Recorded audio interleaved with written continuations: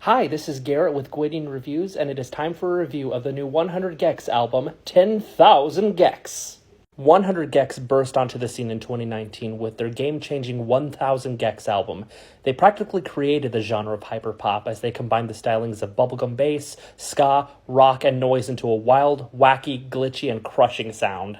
I respect the ambition and weirdness of their debut album, but I honestly don't really like it. Maybe it's the overbearing production, or maybe it's the over-reliance on chipmunked vocals, but it's not a project that I find myself enjoying all that much. Because of that, I wasn't necessarily anticipating 10,000 gecs like everyone else was, which is funny, because I find myself enjoying this project so much more. 10,000 gecs sees the duo leaning more towards a rock sound.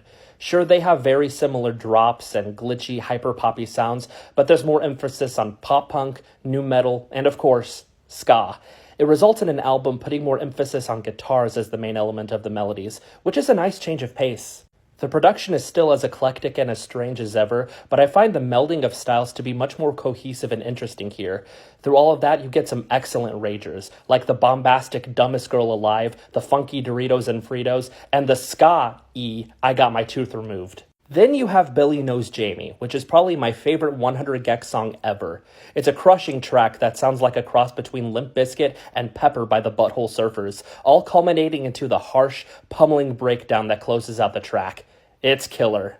Now, this album isn't all rock, as there are some songs that go in a more noise pop direction like on the last project, but those moments end up being my least favorites. Tracks like 757 and Me Me Me just don't do a whole lot for me. But really, the weakest song here is Frog on the Floor, which gets grading pretty quickly. Even still, 10,000 gecs is a lot better than I was expecting. It has similar elements that will make their original fans happy, while also incorporating plenty of surprises that manage to keep me engaged throughout. It's a short but sweet listen, and I definitely recommend checking it out, even if you aren't a fan of their debut. 8 out of 10, a little bit closer to a 7 than a 9, but still an 8 out of 10.